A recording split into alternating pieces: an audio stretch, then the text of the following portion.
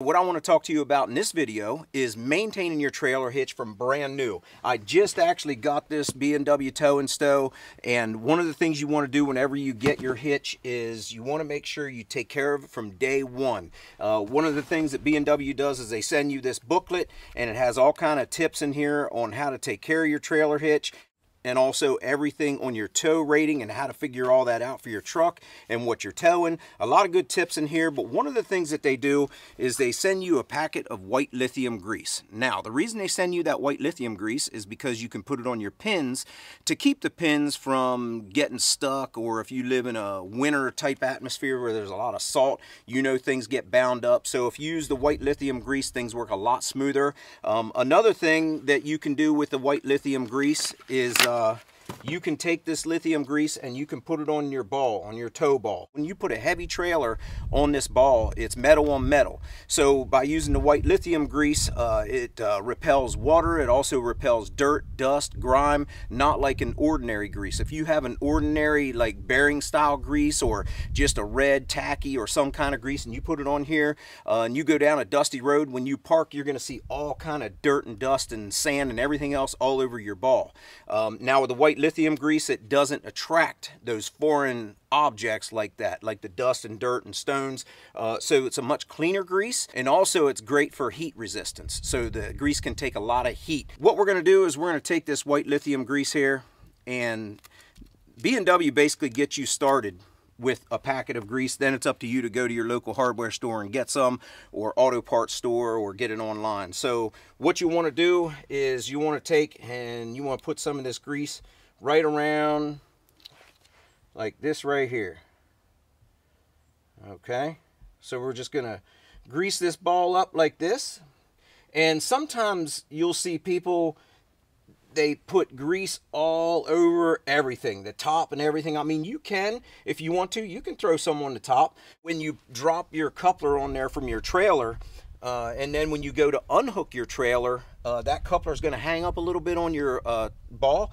Did you ever see guys jumping up and down on their trucks on the tailgate and on the bumper trying to get their hitch to release because it won't come off from the coupler? Well, that happens a lot, and that's one of the signs that you don't have your tow ball greased very well. Another thing that can happen if you don't grease your tow ball is this happens right here.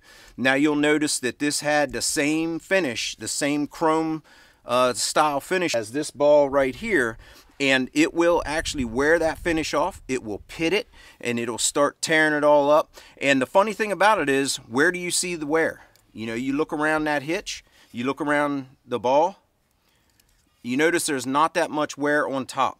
You see the chrome plating is still there. You can still read everything. So that tells you that all your wear is really happening here.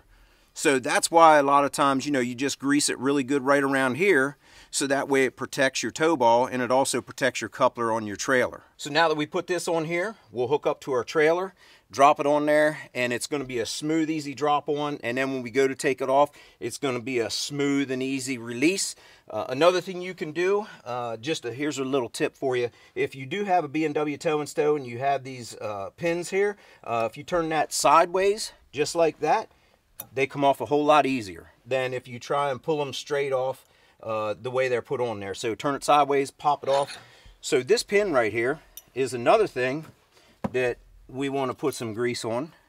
And B&W even shows you in the book, apply grease to this section. So basically from here to here on the pin. So from your collar over to here, you don't have to just coat the whole thing real, just throw it all over there and make it look like it's one big grease splooge. I mean, basically, you just put your grease on there and you just get your pin all lubed up here.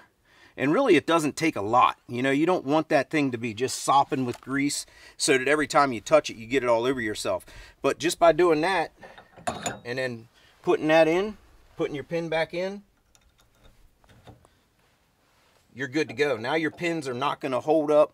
They're not going to hang up. They're not going to seize. Like I said, especially in the Northeast, you're going to get a lot of salt and a lot of like just elements that are out there that are going to make that thing seize up. You won't have any of that if you just keep that lubed up.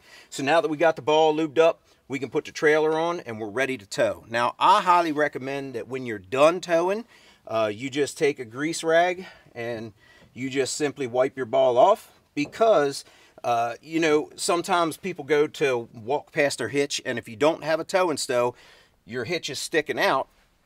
And when you walk past it, you'll get that on your pants and everything else. And then you always have kids that want to run up and grab it, and then they got it all over their hands. And maybe you're taking them to school and get their clothes all messed up. Then mom's going to be mad at you because you got the kids' school clothes messed up with the grease from the trailer hitch. You see how I'm going with this. It all goes downhill from there. So just wipe the grease off. Keep everybody happy. And if you do have a tow and stow, a benefit to this hitch is you flip it back like that. Now that way when your kids run by, they don't bang their shins on it. You don't bang your shins on it. You don't back into a garage or another car. Now in certain states, you are not allowed to keep your hitch in your vehicle when you don't have a trailer hooked to it.